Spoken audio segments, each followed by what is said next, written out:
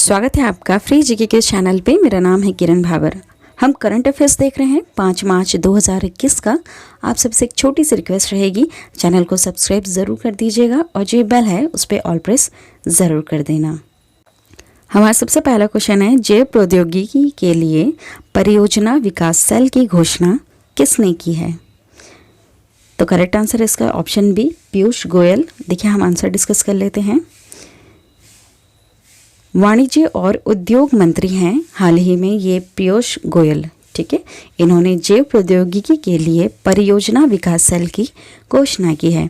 उन्होंने 3 दिवसीय कार्यक्रम ग्लोब बायो इंडिया 2021 कॉन्क्लेव में यह घोषणा की कि जिसमें जैव प्रौद्योगिकी के विभिन्न पहलुओं पर भी ध्यान केंद्रित किया गया। उन्होंने भारतीय जैव अर्थव्यवस्था रिपोर्ट और भारतीय राज्यों की रिपोर्ट के लिए बायोटेक निवेश संभावित को भी जारी किया है।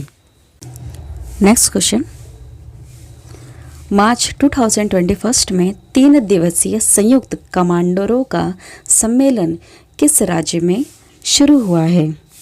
करेक्ट आंसर है सी वाला, गुजरात में शुरू हुआ है। देखिए आंसर डिस्कस कर लेते हैं। गुजरात के केवाडिया में 4 मार्च 2021 को 3 दिवसीय संयुक्त कमांडर सम्मेलन शुरू हुआ है। कहाँ? गुजरात के केवडिया में। सशस्त्र बलों का रंगमंचीकरण, रक्षा क्षेत्र में आत्मनिर्भरता और 3 दिनों के वार्षिक आयोजन के दौरान इस क्षेत्र में बढ़ते खतरे फोकस क्षेत्र होंगे। रक्षा मंत्री हैं हमारे राजनाथ सिंह। 5 मार्च 2021 को भारतीय सेना, नौसेना और वायु सेना के शीर्ष कमांडरों को संबोधित ये करेंगे। नेक्स्ट क्वेश्चन, भारत ने किस देश के साथ ब्रह्मोस मिसाइल समेत अन्य रक्षा उपकरणों की आपूर्ति हेतु समझौता किया है? किस देश के साथ है? तो आंसर है सी वाला, फिलीपींस। देखिए आंसर डिस्कस कर लेते हैं। भारत ने फिलीपींस के साथ ब्रह्मोस मिसाइल समेत अन्य रक्षा उपकरणों की आपूर्ति हेतु समझौता किया है। इसका नाम भारत की ब्रह्मपुत्र नदी और रूस की मोस्कवा नदी के नाम पर रखा गया है। ब्रह्मोस मिसाइलों को ब्रह्मोस एयरोस्पेस द्वारा डिजाइन, विकसित और निर्मित किया गया है। Next question, champions and veterans समिति का अध्यक्ष निम्न में से किसे नियुक्त किया गया है? आंसर है ए, MC मैरी कॉम को। देखिए 6 बार विश्व चैंपियन MC मैरी कॉम को अंतर्राष्ट्रीय मुक्केबाजी संघ AIBA के चैंपियंस एंड वेटरन्स समिति का अध्यक्ष चुना गया है। विश्व संस्था ने पिछले साल इस पैनल का गठन किया था। 2012 ओलंपिक कांस्य पदक विजेता मैरी कॉम को AIBA के निर्देशकों के बोर्ड की वोटिंग के बाद इस पद के लिए चुना गया। यह स्टार मुक्केबाज कई मौकों पर विश्व संस्था की ब्रांड दूत भी रह चुकी है। नेक्स्ट क्वेश्चन, केंद्रीय मंत्रिमंडल ने कृषि क्षेत्र में सहयोग हेतु भारत और किस देश के बीच समझौता ज्ञापन को मंजूरी दी है? तो इसका करेक्ट आंसर है ऑप्शन बी वाला, फिजी देश के साथ। देखिए मंत्रिमंडल ने हाल ही में कृषि क्षेत्र में सहयोग हेतु भारत और फिजी के बीच समझौता ज्ञापन को मंजूरी दी है।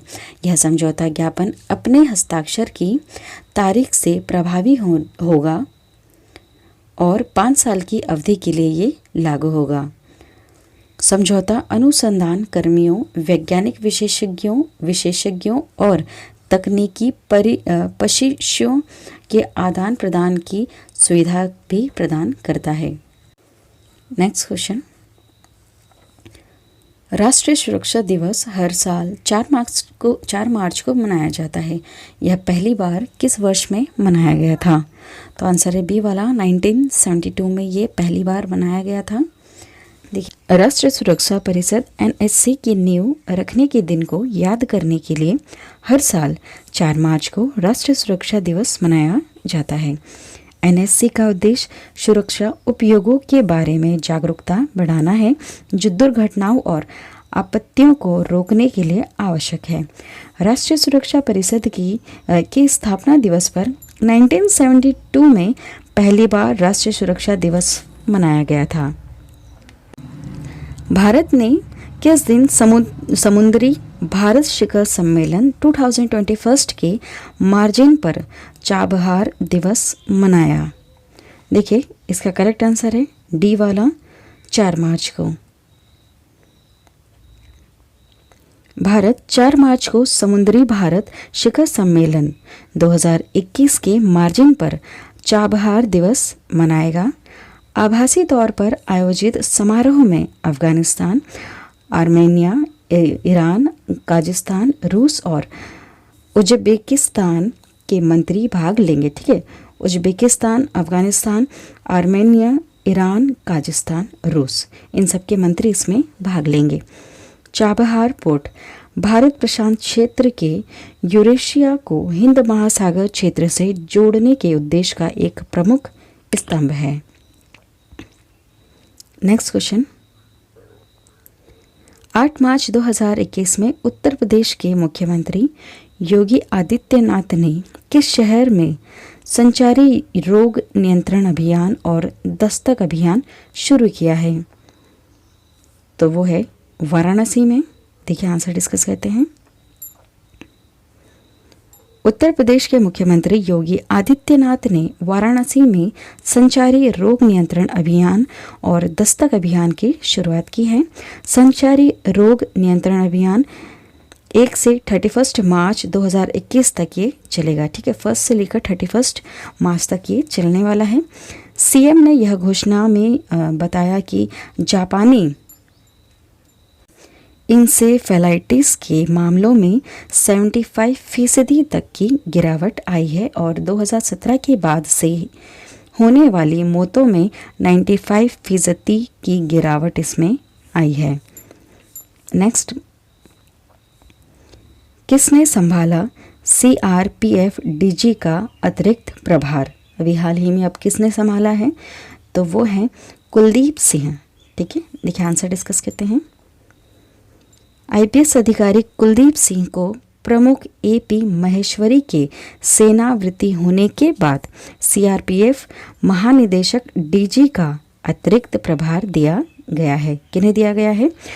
आईपीएस अधिकारी हैं ये कुलदीप सिंह। किन के बाद आए हैं ये?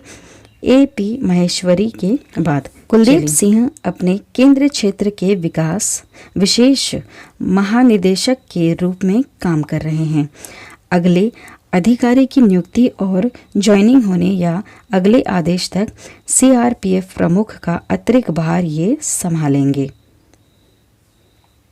केंद्रीय रिजर्व पुलिस बल सीआरपीएफ देश का सबसे बड़ा अर्धसैनिक बल है, जिसकी अनुमानित संख्या लगभग 3.25 लाख कर्मी इसमें काम करते हैं। नेक्स्ट, लास्ट क्वेश्चन, किसने संभाला सेंट्रल बैंक ऑफ इंडिया के एमडी और सीईओ का कार्यभार? हाल ही में किसने संभाला है?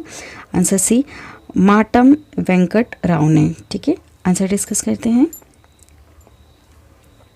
माटम वेंकट राव ने सेंट्रल बैंक ऑफ इंडिया के नए प्रबंध निदेशक और मुख्य कार्यकारी अधिकारी, managing director and chief executive officer का पदभार ग्रहण कर लिया है।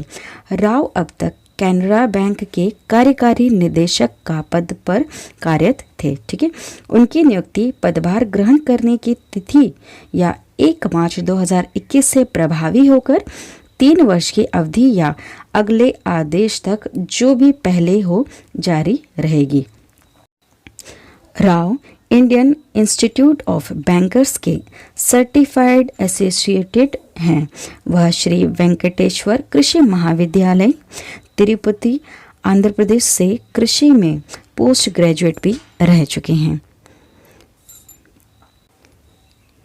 वीडियो पसंद आती है तो वीडियो को लाइक कीजिएगा, चैनल को सब्सक्राइब कीजिएगा और वीडियो शेयर ज़रूर कर देना। Thank you.